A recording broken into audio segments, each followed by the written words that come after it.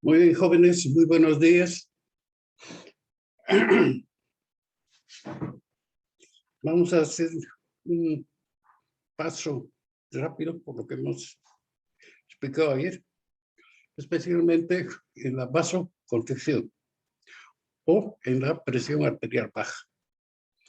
Entonces ya saben que cuando cae la presión, el organismo inmediatamente se pone a controlar esto debido a que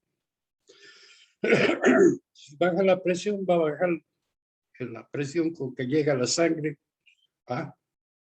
en primer lugar al corazón, va a disminuir el gasto cardíaco y va a seguir disminuyendo la presión arterial. Después, las arterias de tejidos muy delicados como el cerebro también son controlados inmediatamente. Muy bien. El primero en controlarlo, aunque por muy poco tiempo, es el sistema nervioso simpático. No el parasimpático casi ni se mete, pero algunas veces se necesita del simpático para poder estimular al simpático. Bueno, habíamos visto que para el simpático tiene podríamos decir, un área que se encuentra como origen en el área vestibular y en la sustancia reticular del bulbo. Bulbo y protuberancia. Muy bien.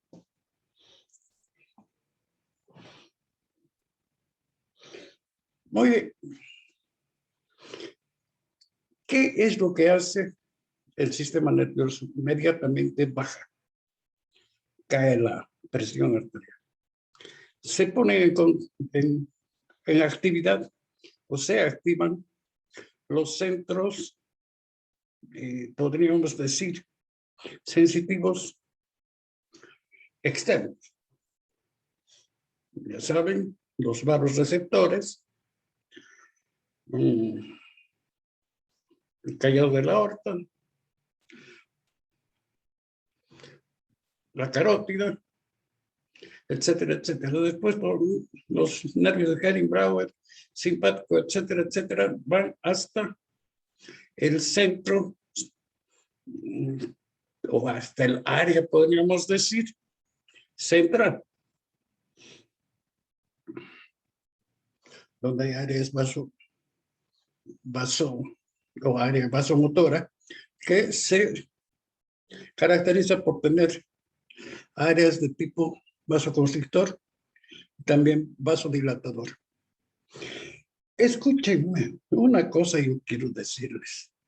El simpático, si bien produce vasoconstricción, pero no produce vasodilatación.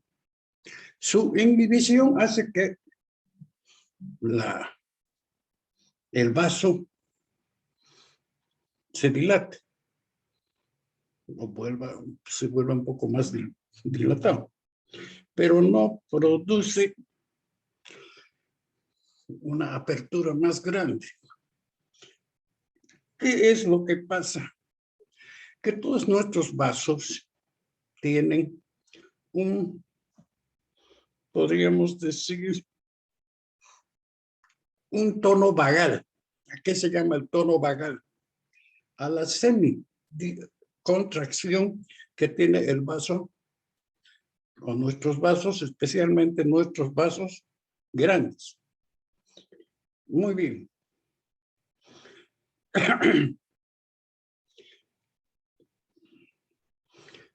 Tenemos área vasoconstrictora, vasodilatadora y área, la más importante, sensorial.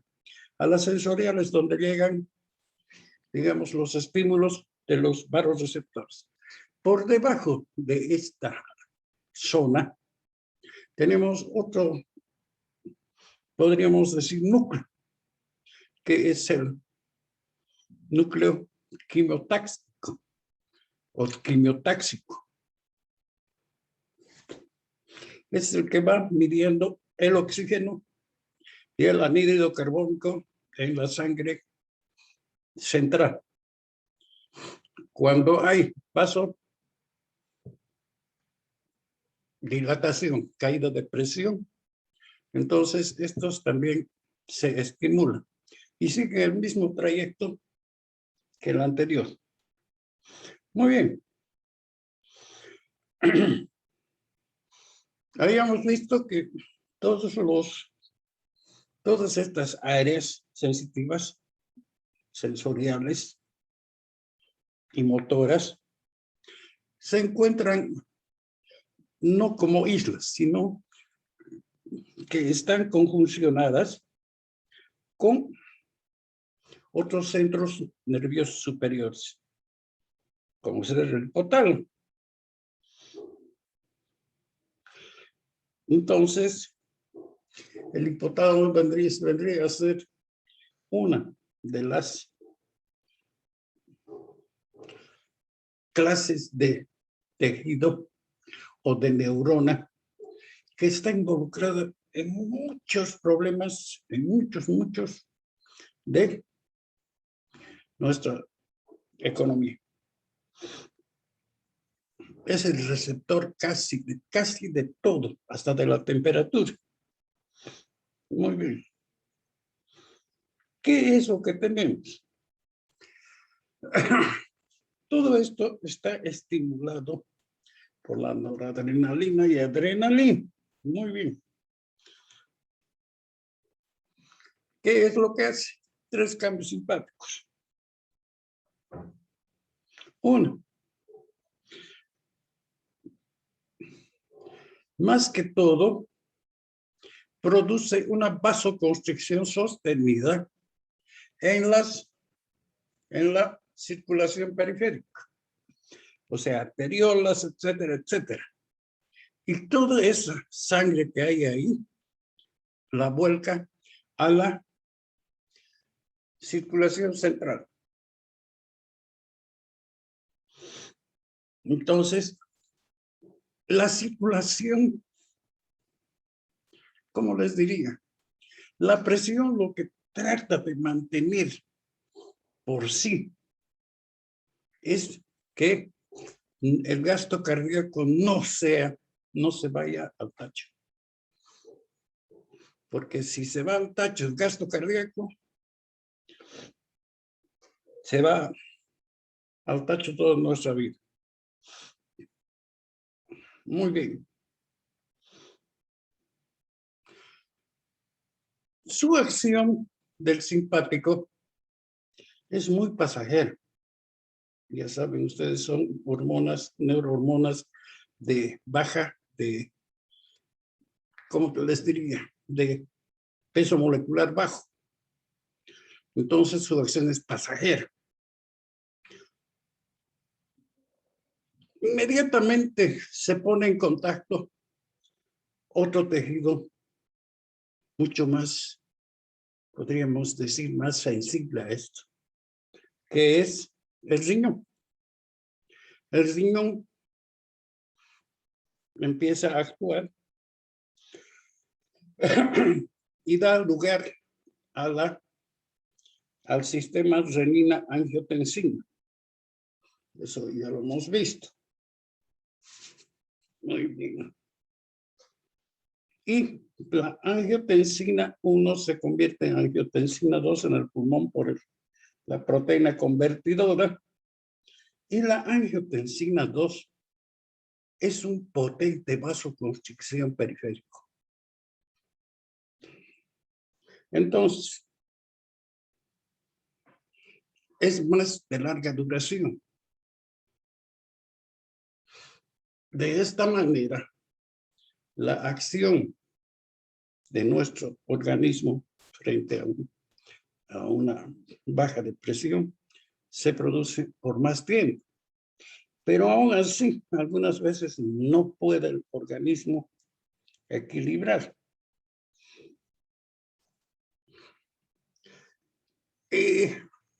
Aunque ustedes no crean, entra en juego una hormona corticoidea.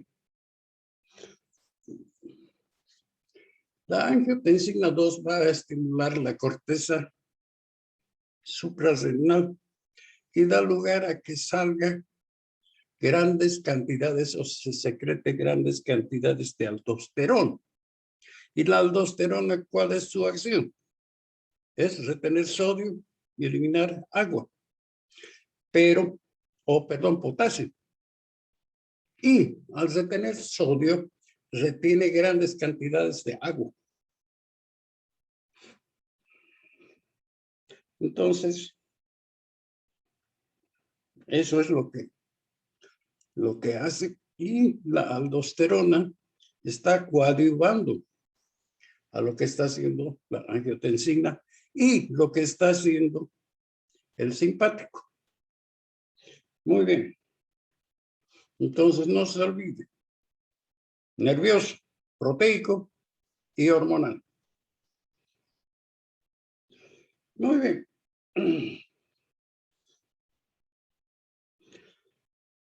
Ahora, habíamos dicho que todo podríamos decir, todo este mecanismo se pone para que no, o se empieza a actuar para que no podríamos decir, separe el trabajo cardíaco. Entonces, si el corazón empieza a bombear menos de 5 litros, pero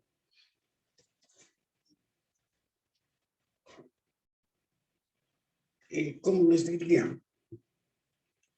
Coadyuva a que haya menos presión. Y es un círculo vicioso. Aquí, ¿quién entra para que el gasto cardíaco, podríamos decir, no colapse? Aquí entonces estaría controlado por el retorno venoso. El retorno venoso vendría a ser también por una vasoconstricción, pero en grandes venas. Entonces, ¿qué es lo que pasa? El retorno venoso aumenta su acción, pero este gasto cardíaco tiene que estar controlado en circunstancias normales, no solamente cuando hay, como les diría, un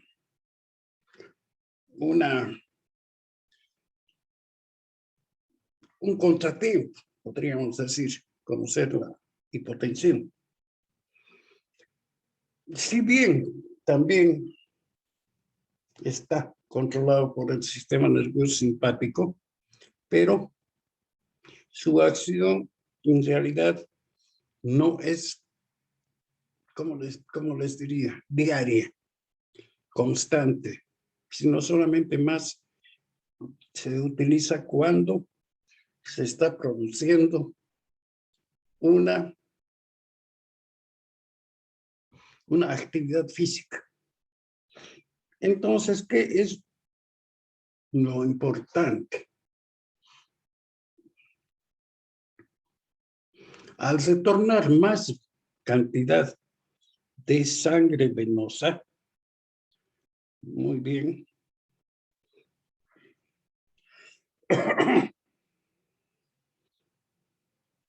habrá más llegada de sangre venosa al corazón derecho.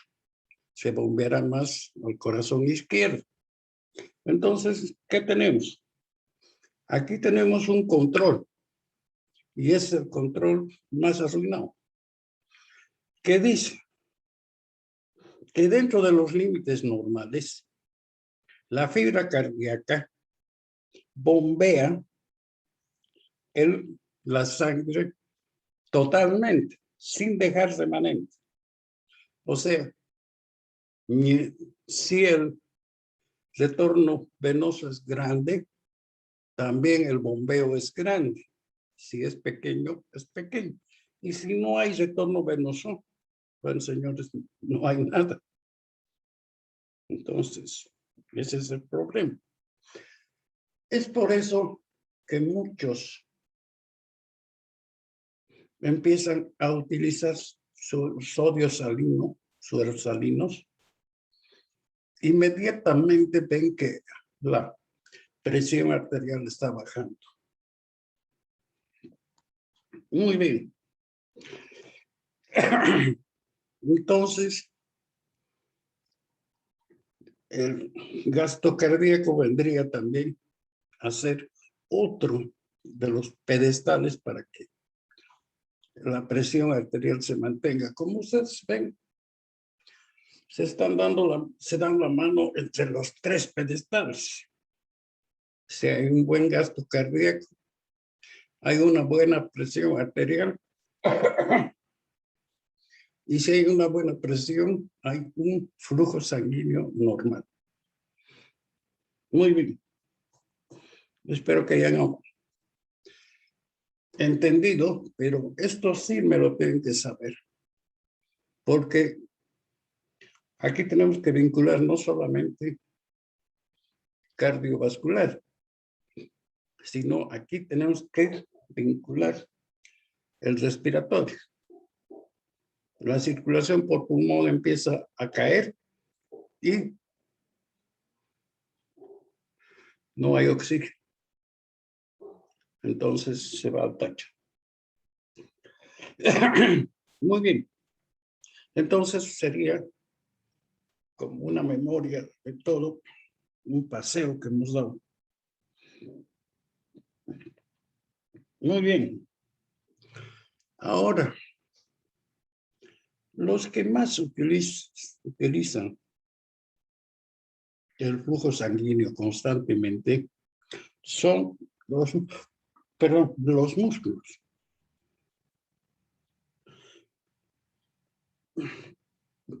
Que utilizan el flujo sanguíneo tanto en, ¿cómo les diría? En reposo como en actividad. Entonces, lo normal es que haya 3 a 4 mililitros por minuto por cada 100 gramos de músculo.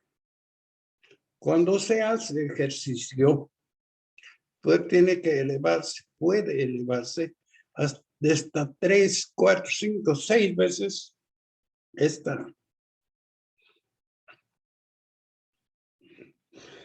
mundo.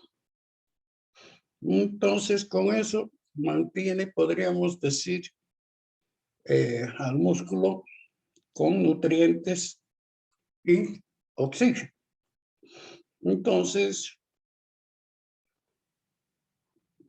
el músculo esquelético actúa medio descompaginado, pero ahí también están las arteriolas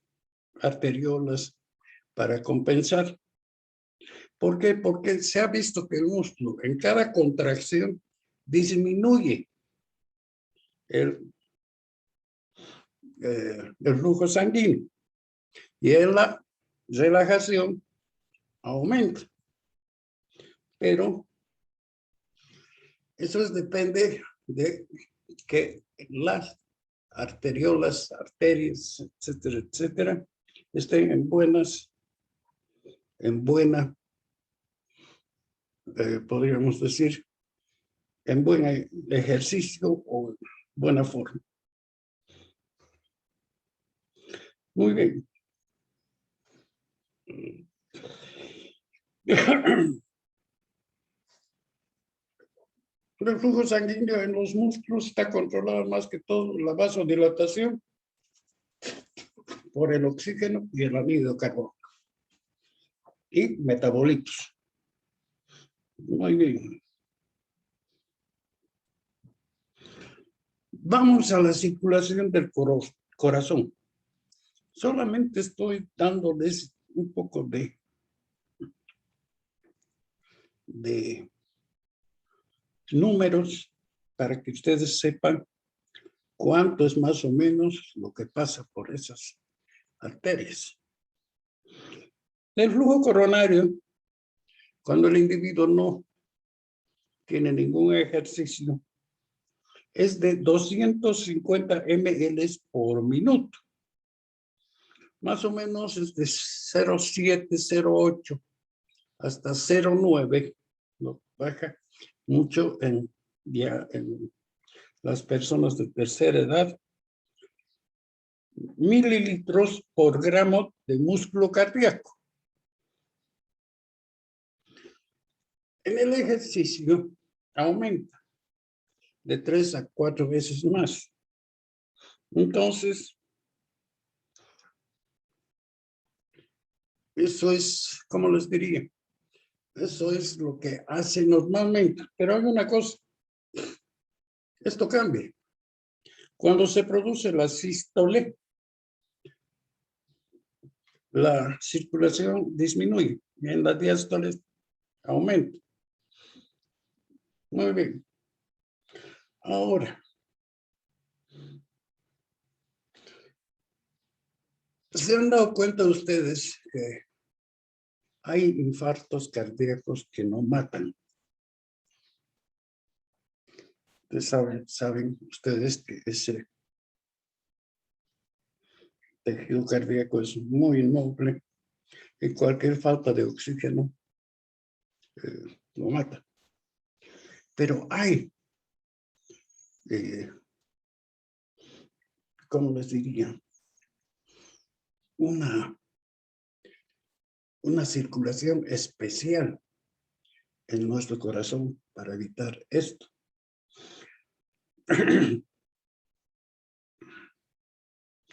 Para empezar, el simpático no tiene mucha efectividad en los vasos. Hay dos tipos de circulación: los epicárdicos y los subendocárdicos. Entonces, aquí, cuando en los epicárdicos se produce vasoconstricción, en los subendocárdicos se produce vasodilatación. Vean por qué. Y no les voy a decir. Eso es cuestión de receptores. Muy bien. Entonces, por eso que no hay infartos cardíacos o se producen infartos cardíacos muy, podríamos decir, no suaves, sino no mortales. Muy bien.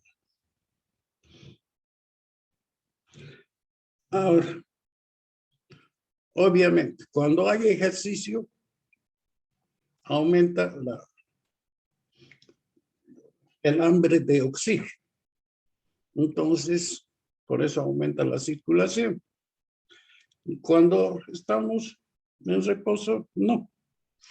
Cuando hay ejercicio, aumenta también los metabolitos, CO2. Entonces, tienen que retirar eso, aumenta la circulación. En reposo no se produce eso. Muy bien. Tonos cardíacos.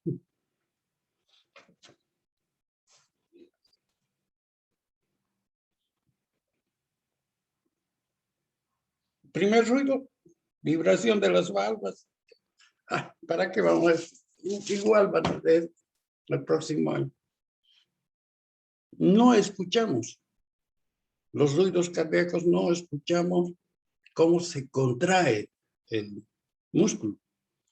Nuestro diagnóstico es, podríamos decir, por la acción de las válvulas o de las valvas. Entonces, de esta manera, hay un primer ruido y un segundo ruido, que eso lo ya se tienen que comprar para el año, su estetoscopio y su tensiómetro. Muy bien.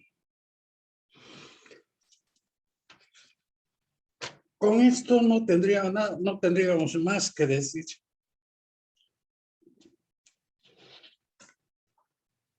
En cardiovascular.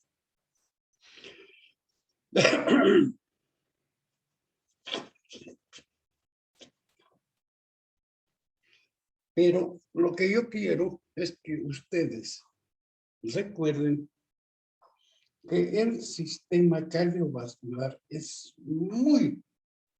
se desequilibra fácilmente. ¿Esto debido a qué? Debido a que los nervios pueden producir contracciones o dilataciones. No producirá directamente el nervio, pero sí, al aflojar un cinturón, se afloja y se da mayor cobertura hacia el abdomen. Igual, si afloja el simpático, se da mayor cobertura a la arteria.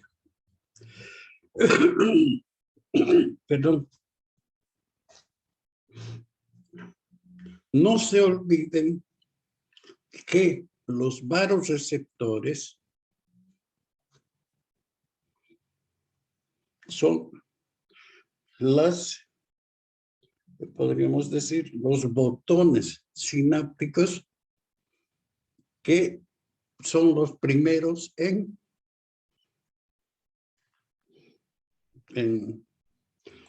captar la hipotensión. Muy bien. Otra cosa. Esto se hace rápidamente y es por eso que es un sistema de reflejo. Entonces, de tal manera que si es reflejo, es rapidísimo. Nosotros durante el día normalmente tenemos bajadas y subidas de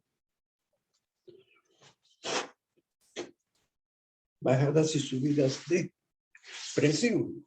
Entonces ahí es donde el sistema nervioso va controlando para que se pueda nivelar. De esta manera,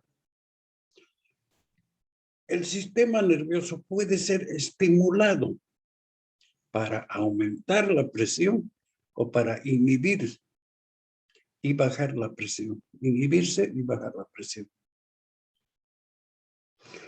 Entonces, si nosotros vendríamos a, ¿cómo les diría? A evaluar nuestros sistemas de control, el sistema nervioso sigue siendo el rey. Pero es rápida. Ya posteriormente viene el control.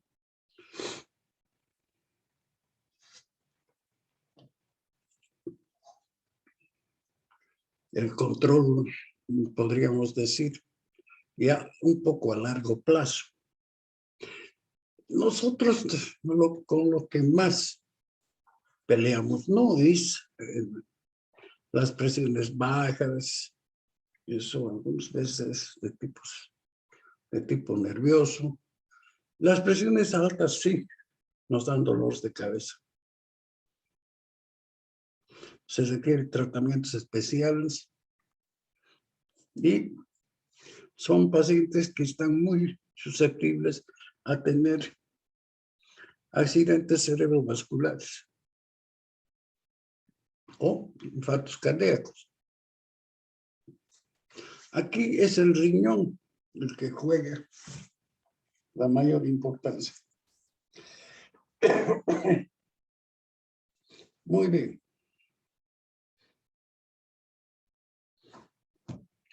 Con eso terminaríamos nuestra parte de cardiovascular. Estoy viendo que ahora entran muy pocos, apenas 26. Generalmente llegamos a 40, ¿no? A 40, pero ahora no pasa. No pasan los 30. No sé, algo está pasando. Pero el viernes vamos a hacer preguntas y respuestas de cardiovascular. Y el lunes vamos a empezar sangre. Ojo, sangre. Yo dicto la parte de sangre de Rojas. De Rojas.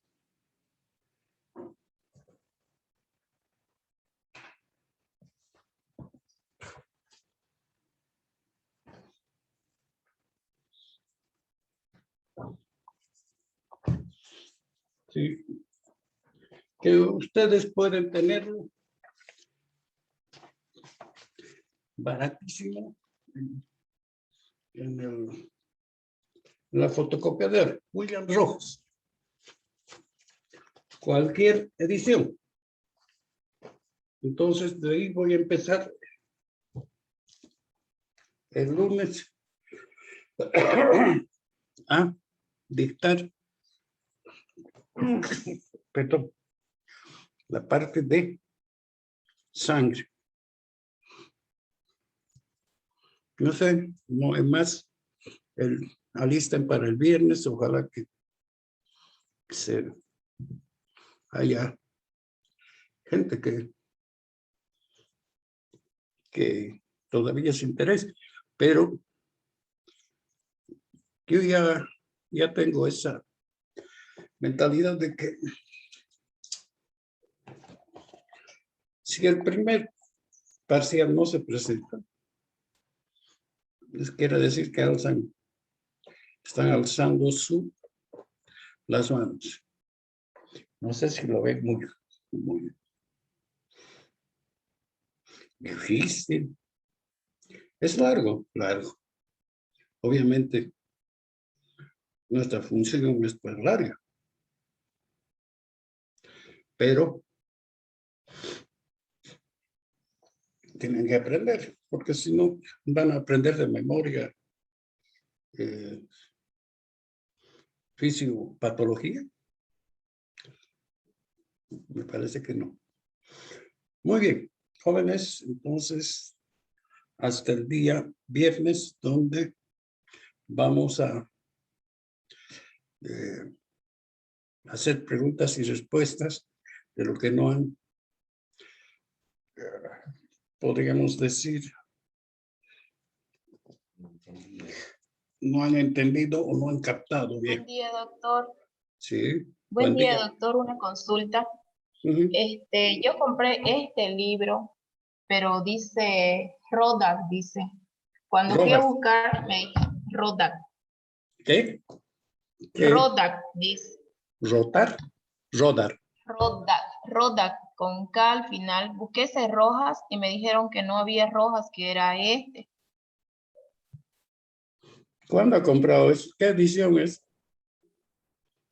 ¿Qué edición es? Cuarta edición. Cuarta edición, dice.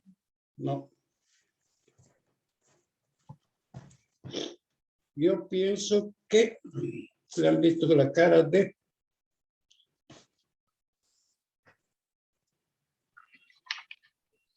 Aquí yo tengo William Rojas. William Rojas. En inmunología. Y edición 12. Es... Ya, doctor. Ya, ese voy a buscar entonces. Su cubierta es roja. Hay otra que es una edición más nueva que su cubierta es verde. Baje de internet, hija. Hijita, Ya, ¿para qué doctor. baje de internet? Sí. Es Ya, lo mejor. gracias. ¿Listo? Voy a hacer eso. Ya, Muy bien, doctor. nos vemos entonces el viernes y estudien. No sé por qué no están entrando o están en exámenes. Bueno, jóvenes, hasta el día viernes y